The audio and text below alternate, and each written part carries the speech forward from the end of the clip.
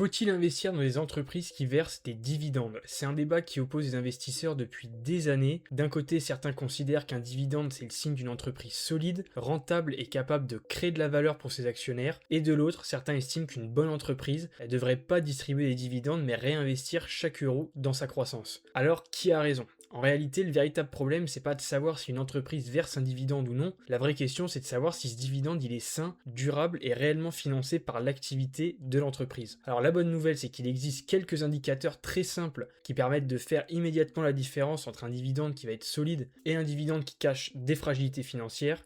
Donc dans cette vidéo, on va d'abord comprendre pourquoi est-ce qu'une entreprise décide de verser un dividende, puis voir les différentes façons dont ce dividende peut être financé, et enfin on terminera par les indicateurs essentiels pour évaluer la qualité et la pérennité d'un dividende. Allez, on est parti, let's go. On commence par la première question, pourquoi une entreprise décide de payer des dividendes? Alors on va voir qu'il y a trois raisons principales et on commence directement par la première raison qui va être de rémunérer les actionnaires. Quand on crée une entreprise, on a plusieurs manières de la financer. La première manière, c'est via de la dette, c'est-à-dire qu'on va aller voir la banque et faire un emprunt bancaire pour avoir de l'argent directement et en contrepartie, on va venir payer des intérêts sur cette dette.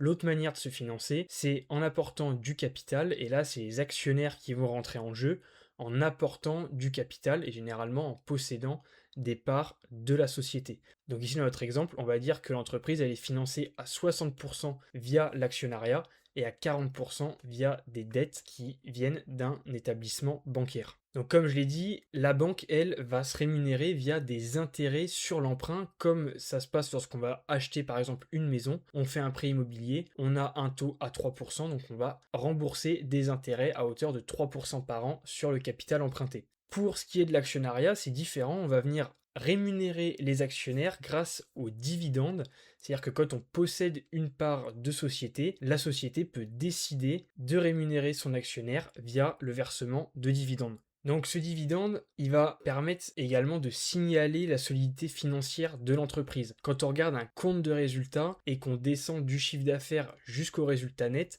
on va avoir les différentes catégories de dépenses qui vont nous permettre de calculer les différents soldes intermédiaires de gestion. Donc si ça vous parle pas trop, j'ai fait une vidéo complète sur la chaîne où j'explique comment réaliser de A à Z un compte de résultat et où on va beaucoup plus dans le détail. Je vous mettrai le lien en description.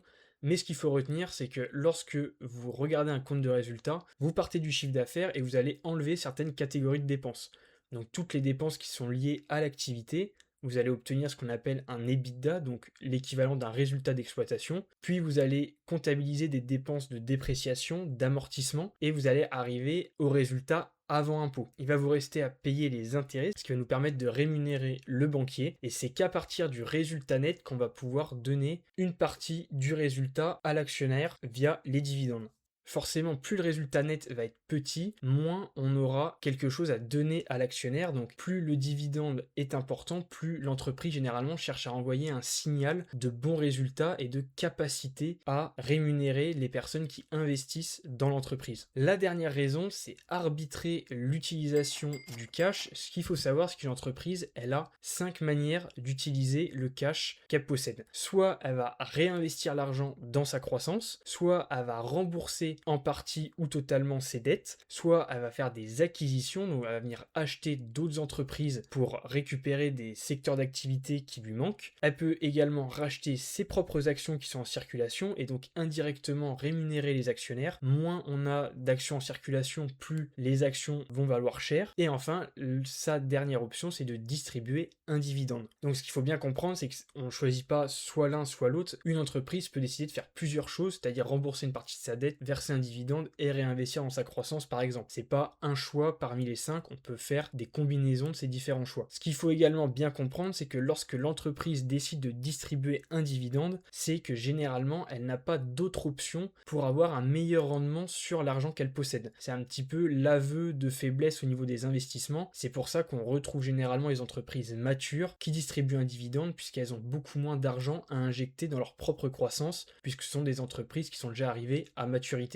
On passe maintenant à la deuxième partie, comment sont financés les dividendes. On va voir qu'il y a trois principales façons de financer les dividendes. La première, ça va être via les free cash flow. Donc pour rappel, le free cash flow, ça va être le cash que nous a dégagé notre activité, auquel on va venir retirer toutes les dépenses d'investissement.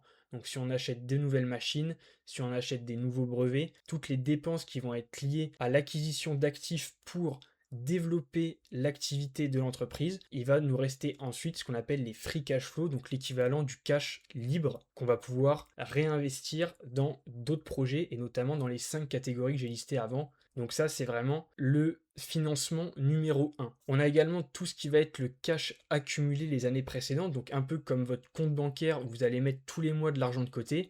Une entreprise peut faire la même chose et avoir plusieurs comptes bancaires, des comptes à terme aussi, et utiliser ce cash accumulé. Si les free cash flows sont pas assez forts pour payer le dividende, l'entreprise peut utiliser le cash qu'elle a déjà accumulé pour payer le dividende. Alors il faut que ça reste exceptionnel, sinon forcément, c'est un peu comme si vous alliez piocher dans votre livret A pour vous acheter quelque chose parce que vous n'arrivez pas à mettre assez d'argent de côté chaque mois. Il y a un moment, ça va fondre et il va vous manquer de l'argent pour continuer de payer les dividendes. Le troisième moyen de financement, ça va être les dettes ou les augmentations de capital. Donc dans ce cas-là, soit on va retourner voir la banque et demander un nouveau financement pour réinjecter de l'argent dans l'entreprise, avoir du cash et payer le dividende, ou alors faire une augmentation de capital, c'est-à-dire que au lieu de se tourner vers la banque, on va émettre des nouvelles actions et on va faire rentrer de l'argent via la vente d'actions à de nouveaux investisseurs. Donc forcément, c'est la troisième option qui est la plus risquée puisque ça veut dire que l'entreprise, pour continuer de financer son dividende, est obligée d'aller emprunter de l'argent ailleurs qu'elle n'a pas. Et donc en général, c'est un premier signal d'alerte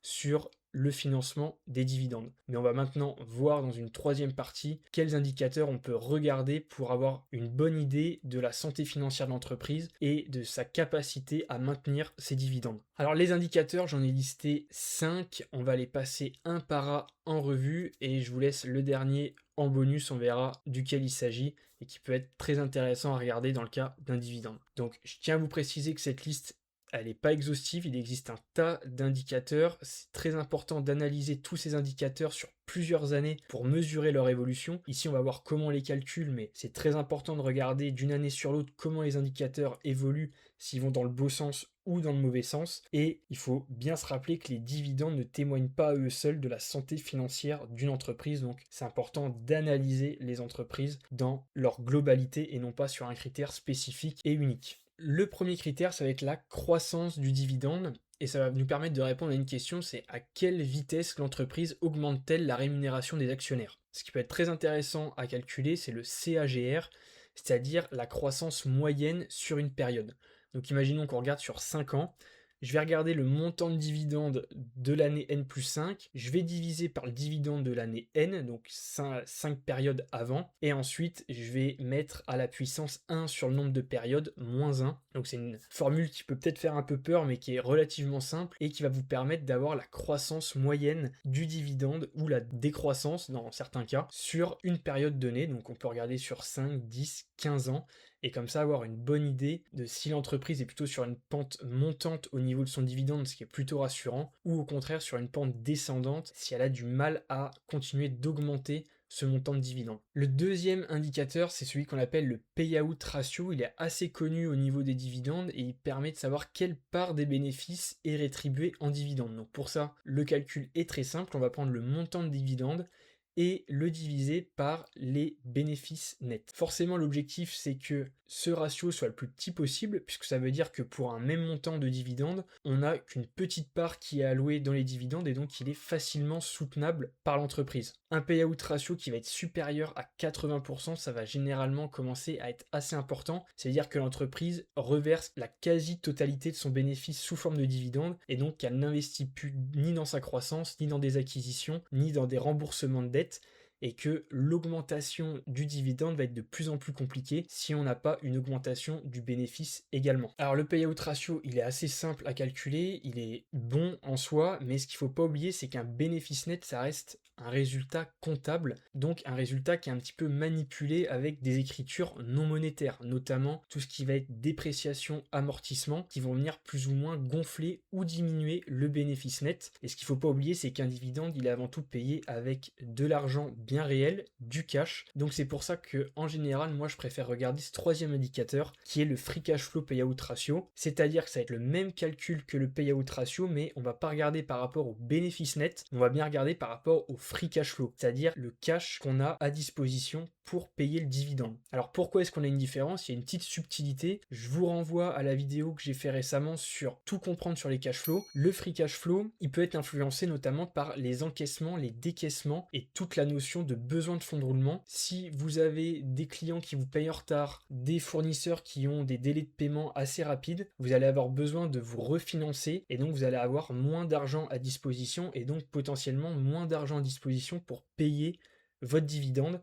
Donc c'est pour ça que je préfère regarder le free cash flow payout ratio, mais forcément ça peut être plus ou moins compliqué à calculer selon les entreprises et les informations financières que vous avez, alors que généralement le résultat net, vous regardez le compte de résultat, vous l'avez en lecture directe et c'est beaucoup moins compliqué à regarder. Donc pareil que pour le payout ratio, l'objectif c'est d'avoir un ratio le plus bas possible, ce qui veut dire que le dividende va représenter une part faible des cash flows disponibles. Forcément, plus le payout ratio va être important, plus ça sera un indicateur de tension financière et un risque pour l'entreprise de ne plus être capable de financer son dividende à un moment donné. Le quatrième ratio, c'est le dividende per share, le montant de dividende sur le nombre d'actions en circulation. La question, ça va être, est-ce que l'actionnaire s'enrichit-il réellement? Et pourquoi est-ce qu'on regarde ce ratio? Car une entreprise peut décider de financer son dividende via une augmentation de capital. Et pour faire cette augmentation de capital, elle va devoir augmenter son nombre d'actions en circulation et donc diluer l'actionnaire. C'est pour ça que ce ratio il est super important puisque vous pouvez avoir un dividende qui augmente d'année en année, mais un nombre d'actions qui augmente également. Et donc si vous faites le ratio entre le dividende et le nombre d'actions en circulation, vous allez voir l'évolution année après année et si ce ratio diminue, ça veut dire qu'en fait vous vous appauvrissez ou en tout cas que l'entreprise vous dilue par rapport au montant de dividende qu'elle verse. Donc c'est pour ça que je déconseille de regarder uniquement l'évolution du dividende année après année et de bien le rapporter au nombre d'actions en circulation pour voir si l'entreprise finance son dividende via des augmentations de capital et auquel cas ça veut dire que l'actionnaire n'est pas vraiment gagnant dans l'opération. Et on termine par le ratio bonus qui va être la dette nette sur EBITDA.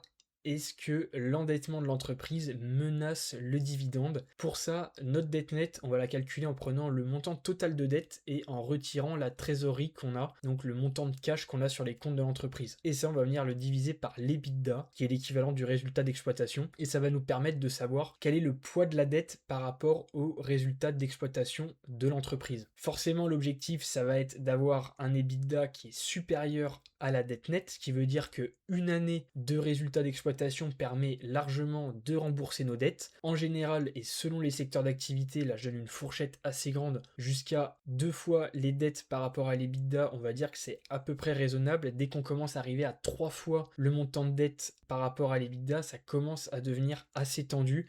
Ce qui veut dire que les dettes prennent une part de plus en plus importante et forcément, si vous avez des dettes, la priorité va être le remboursement des intérêts et du capital et non plus le versement du dividende à l'actionnaire.